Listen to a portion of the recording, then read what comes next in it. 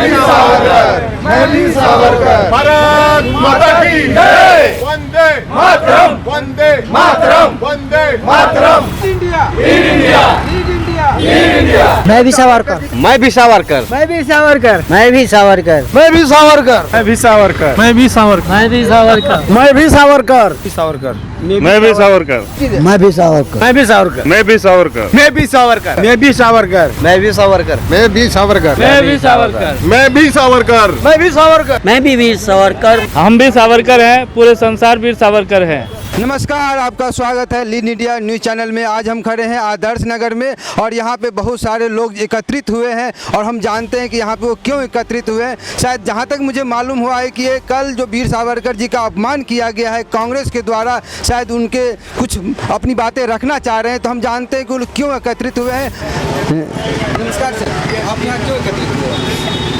हम आज जो यहाँ एकत्रित हुए हैं उसकी मुख्य वजह ये है, कल मध्य प्रदेश में कांग्रेस के सेवा दल ने एक पुस्तक निकाली है।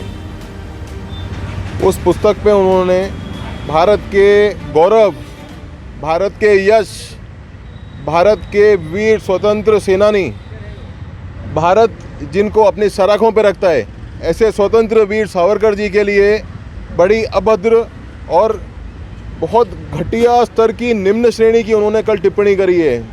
उन्होंने कुछ ऐसा कहा है सावरकर जी के लिए गोडसे के साथ में जोड़ के, जिसको सार्वजनिक प्लेटफॉर्म पे कहना किसी भी शोभित व्यक्ति को, किसी भी सभ्य व्यक्ति को शोभा भी नहीं देता। और विशेषतः अगर वो व्यक्ति आपका स्वतंत्रता सेनानी है, आपके देश के लिए अपने प्राण कुर्बान किए हैं, ऐसा सोचना भी सिर्फ कांग्रेस पार्टी ही कर सकती है और कोई भी नहीं कर सकता है। बस उन्होंने जो बोला वो गलत क्यों बोला, उसका निषेध करने के लिए। और मेरा निजी विचार ये है, यदि मैं उनका निषेध करने के लिए मुर्दाबाद के नारे लगाऊं, उनका नाम लूं, तो उससे मैं उनको बड़ा करूंगा। मैं वो नहीं करने वाला हूं। मैं समाज में हूं, मैं उन लोगों के बीच में हूं जो रोज़ की मजदूरी करते हैं, रोज़ कमाते हैं, खाते हैं, गरीब तबके के लोग हैं, सामान्य तबके के लोग हैं। इन लोगों तक यदि मैं स्वतंत्र वीर सावरकर जी के विचार पहुंचाने में सफल होता हूं, यदि मैं इनको बताने में सफल होता हूं ये सावरकर जी ने देश के लिए क्या किया, हमारे लिए किस तरीके से उन्होंने क्या क्या पीड़ाएं झेली, किस तरीके से उनको परेशान किया गया, लेकिन वो कभी झुके नहीं, वो हमारे लिए डटे रहे, लड़ते रहे। वो सावरकर जी का सम्मान बढ़ाने वाली बात होगी, देश का गौरव बढ़ाने वाली बात होगी। वो उस कांग्रेस पार्टी के बारे में आप क्या बोलना चाहेंगे? कांग्रेस पार्टी के बारे में मैं क्या बोलूं, बताइए। वो क्या? राष्ट्रीय पार्टी है तो विचार रखता है आप लोग। देखिए, चाहे राष्ट्रीय पार्टी हो, आज वो नाथूराम गोडसे का एक गलत संबंध बताने का प्रयास कर रहे हैं स्वतंत्र वीर सावरकर जी के साथ में। आप उससे यह अनुमान लगाइए कि उनके मन में भारत के लिए, भारत के क्रांतिकारियों के लिए, भारत के स्वतंत्र सेनानियों के लिए कितना द्वेष है। ये हमारा दुर्भाग्य है।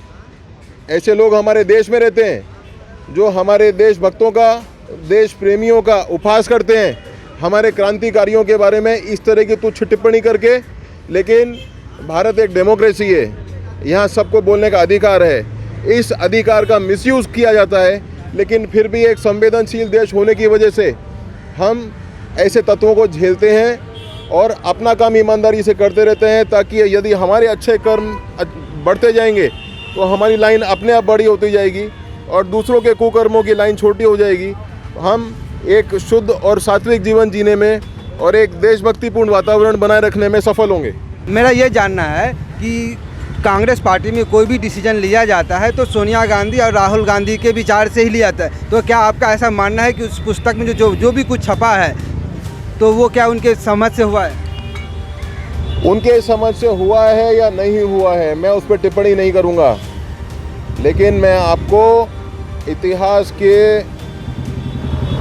कुछ ऐसे तत्वों से, कुछ ऐसे तथ्यों से, कुछ ऐसी घटनाओं से अवगत कराना चाहता हूं जो आप जानते होंगे, लेकिन शायद आपके ध्यान में होंगी या हो सकता है ना हो। वो कौन सी घटना है? आज वो बहुत बोलते हैं गोडसे ने गांधी को गोली मारी, गोडसे ने गांधी जी को गोली मारी। ठीक है, मारी, आपने सज़ा दी ना, दी कि नहीं दी? अब आप बताइए, लाल बहादुर शास्त्री जी की हत्या हुई, आज तक कहाँ इंक्वायरी पहुंची? श्यामा प्रसाद मुखर्जी की हत्या हुई, आज तक क्या किया आपने इतने सालों में इंक्वायरी में? पंडित दीनदयाल उपाध्याय की हत्या हुई, आज तक क्या इंक्वायरी करी आप लोगों ने? है ना 70 साल से सरकार में आप, जवाब कांग्रेस को देना चाहिए। अंडमान निकोबार में स्वतंत्र वीर सावरकर जी को रखा गया, वो कवि थे, उनको एक पेन और पेंसिल लिखने के लिए नहीं दिया गया साहब। वो कोयले से दीवारों पे लिखते थे अपनी देशभक्ति की कविताएं रोज़, और रोज़ मिटाते थे। उनके साथ में उनके भाई स्वर्गीय गणेश सावरकर जी उसी जेल में थे, 12 साल उस जेल में रहे। क्यों उनको उनके भाई से मिलने नहीं दिया गया? है जवाब कांग्रेस के पास इसका? कुछ लोगों को ऐसा मानना है कि कांग्रेस हिंदू विरोधी है और हिंदू के विरोध में काम करते हैं, आपकी क्या प्रतिक्रिया है? देखिए, मुझे ऐसा लगता है कांग्रेस हिंदू विरोधी है या नहीं है, इस पर मुझे बोलने की कोई आवश्यकता ही नहीं है। कभी चुनाव आता है तो वो मंदिर चले जाते हैं, चुनाव निकलता है तो दूसरी जगह किसी मज़ार में पहुंच जाते हैं, नॉर्थ ईस्ट में जाते हैं तो वहाँ पर वो तीसरे धर्म की ड्रेस पहन लेते हैं। यानी आप राम भगवान के होने का प्रमाण मांग रहे हैं। क्या कोई सच्चा हिंदू राम भगवान के होने का प्रमाण मांगेगा? और राम भगवान का प्रमाण मांगने में आप मांगते हैं तब आपको शर्म नहीं आती है? आपके आज प्रमाण मांगे जा रहे हैं तो आपको तकलीफ हो रही है? ये कैसा दोगलापन है? यदि आपको और पूछना है तो आप उनसे ये पूछिए, भारत रत्न देना आपने 1954 में शुरू किया, किसने शुरू किया? नेहरू जी ने शुरू किया। नेहरू जी ने सोचा कि सबको भारत रत्न दिया जाना चाहिए, नेहरू जी ने पत्र बनाया, नेहरू जी ने खुद का साइन किया और खुद को ही भारत रत्न दे दिया। लोगों को ऐसा लगा हो सकता है अभी भारत रत्न नेहरू जी ने खुद को दे दिया होगा, कोई बात नहीं, लेकिन अगली बार सरदार पटेल को मिलेगा। सरदार पटेल का नंबर क्यों नहीं लगा भारत रत्न मिलने के लिए? बाबा साहब अम्बेडकर का नंबर क्यों नहीं लगा भारत रत्न मिलने के लिए इतने समय तक? ऐसी क्या मजबूरी थी कांग्रेस की? क्या बाबा साहब अम्बेडकर का योगदान भारत के लिए कम था? क्या सरदार पटेल का योगदान भारत के लिए कम था? क्या सिर्फ नेहरू जी का और गांधी परिवार का ही योगदान भारत के लिए सब कुछ था? ये आप लोगों को विचार करना है, आप लोगों को सोचना है। हमें एक परिवार के साथ चलते रहना है या हमें देश के साथ आगे बढ़ना है?